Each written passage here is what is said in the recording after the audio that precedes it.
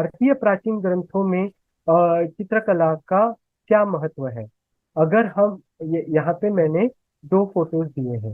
एक फोटो जो है वो ताड़पत्री पे चित्रकारी की गई है। ताड़पत्री पे जब चित्रकारी होती है उसमें कुछ श्लोक होते हैं। उन्हीं श्लोकों को चित्रों के माध्यम से दर्शाया जाता है। ताड़पत्री पर जब कोई भी अंकन किया जाता है तो एक सुई जैसी नोक वाली एक एक चीज होती है। उससे वो उकेरा जाता है ताड़पत्र पे। और जो जो काजल होता है, जो दिया जलने के बाद जो हमें काजल मिलता है, उस काजल से वो उसको घिसा जाता है। फिर वो चित्र या उस पे जो अक्षर अंकित किए गए हैं वो उभर के आते हैं। उसके बाद मैंने यहाँ पे एक दुर्गा सप्तशती का एक बहुत पुराने ग्रंथ का एक फोटो दिया है, जिसमें हम देख सकते हैं कि कुछ श्लोकों की कैलीग्राफी की गई है।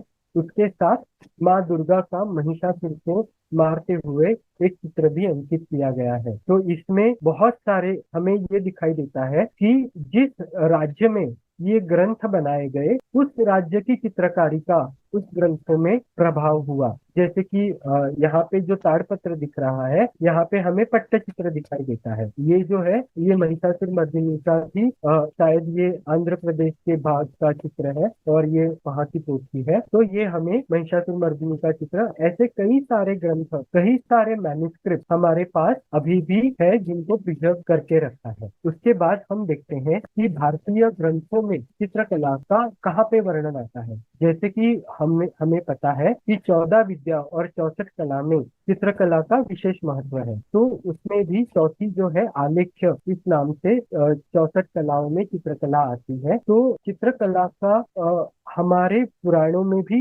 हमें वर्णन मिलता है। जैसे कि विष्णु धर्मोत्तर पुराण, ये पुराण जो है ये महर्षि मार्कंडेय द्वारा बताया गया था। और इसी पुराण में चित्रकला के बारे में विशेष सूत्र आते हैं, जिनको विष्णु धर्मोत्तरीय चित्र सूत्र भी कहा जाता है। यही चित्र सूत्र फिर आगे जाके मंदिर स्थापत्य कला, मंदिर मूर्ति कला, इनका इनका फाउंडेशन बना है। और इससे ही फिर समरांगण सूत्रधार और जैसे कि अगम ग्रंथ, इनके बारे में जो है इनकी डेवलपमेंट हुई है। फिर कामसूत्र पे एक टीका लिखी गई जिसका नाम था जय मंगल। उस टीका में चित्रकला के 6 षडांग बताए गए हैं, यानी कि 6 अंग बताए गए हैं। वो अंग क्या है? रूप भेद प्रमाणानि, भाव लावण्य योजनम, सादृश्यम वर्णिका भंगम, इति चित्र षडंगकम। यानी कि रूप भेद, जिस जिस दृश्य का हम चित्र बना रहे हैं उसका रूप क्या है वो समझना, उसको रूप भेद कहा जाता है। फिर हम जिस माध्यम से चित्र बना रहे हैं उस माध्यम के प्रमाण को समझना, और जिस विषय का चित्र बना रहे हैं उसके प्रमाण को समझना, ये प्रमाणानी में कहा गया है। भाव लावण्य योजना, चित्रकला के भाव क्या है, यानी कि आप जिस दृश्य को चित्र के स्वरूप में ढाल रहे हैं उसमें आप कौन से नवरसों को दर्शाना चाहते हैं। जैसे कि हुआ हास्य रस, भयंकर रस, फिर हुआ वीर रस। तो यानी कि अगर दुर्गा का हमें चित्र बनाना है तो उसमें वीर रस का होना आवश्यक है। अगर हम बुद्ध का चित्र बना रहे हैं तो उसमें करुणा रस होना आवश्यक है। ये हो ये हो गया भाव। अभी उसके बाद आता है लावण्य। अगर किसी अप्सरा का हमें चित्र बनाना है, अगर किसी देवता का हमें चित्र बनाना है, अगर किसी देवी का चित्र बनाना है तो उसमें कौन से आभूषण पहन रखे हैं, उसकी आकृति क्या है, यानी कि त्रिभंग है, समभंग है या अतिभंग है। इन सारी चीजों का जिसमें विचार किया जाता है उसको लावण्य कहा जाता है। तो रूप भेद प्रमाणानि भाव लावण्य योजनम। उसके बाद आता है सादृश्यम।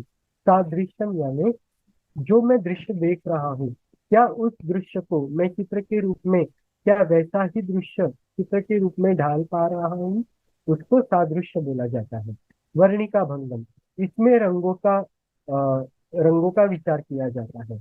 यानी कि अगर मुझे शिव दिखाने हैं तो शिव का जो स्वरूप है वो कर्पूर गौरम है, यानी कि इनको मैं सफेद रंग से दिखाऊंगा।